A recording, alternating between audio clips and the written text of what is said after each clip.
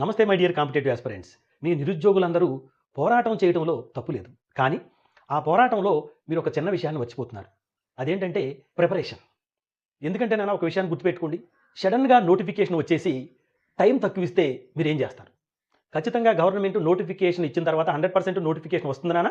అందులో ఎలాంటి డౌటు లేదు. పాజిటివ్‌గా తీసుకోండి. ఎప్పుడు నెగెటివ్ మైండ్‌తో ఆలోచన చేయకండి. మరి ఒకవేళ నోటిఫికేషన్ ఇస్తే పరిస్థితి ఏంటి? మనకున్న సబ్జెక్టులు ఎన్నున్నాయి? మనం ఎంత నేర్చుకున్నాం?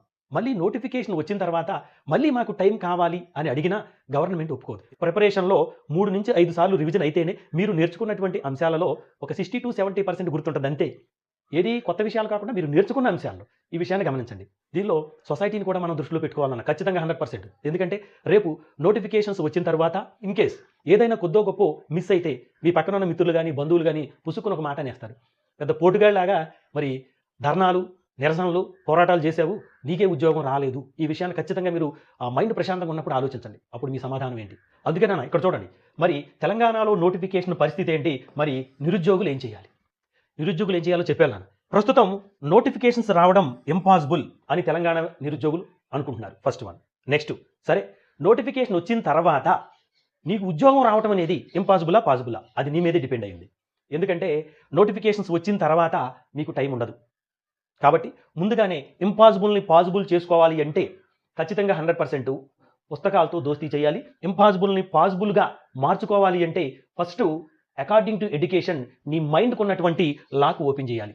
నీ మైండ్కు ఉన్నటువంటి లాక్ ఓపెన్ చేయాలి. అంటే పాజిటివ్ ఆలోచనలు మాత్రమే చేయాలి. అప్పుడే నువ్వు సక్సెస్ అవ్వడానికి అవకాశాలు ఎక్కువగా ఉంటాయి. మరి ఆ సక్సెస్లో భాగంగా మీరు ఖచ్చితంగా యాక్షన్ ఉండాలి, గోల్ ఉండాలి, విజన్ ఉండాలి. కన్ఫామ్గా నాన్న యాక్షన్, గోల్, విజన్ ఈ 3 ఉన్నప్పుడు మాత్రమే నువ్వు సక్సెస్ అవుతావు.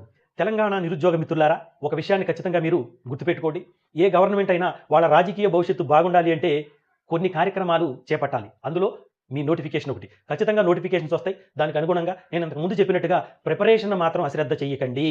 రోజుకు ఎంతో కొంత చదవండి. ఈ విషయాన్ని దృష్టిలో పెట్టుకుని సమయాన్ని వృధా చేయకండి. ఇక్కడ నువ్వో నేనో కాదు హీరో, ఫస్ట్ హీరో కాలం.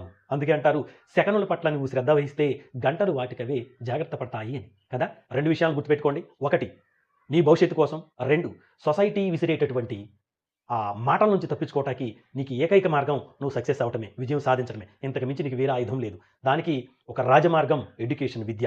నేను చెప్పిన విషయాలన్నీ పాజిటివ్గా ఆలోచించి మీరు మీ ప్రిపరేషన్ కొనసాగించాలని మనస్ఫూర్తిగా కోరుకుంటున్నాను. So thank you for watching.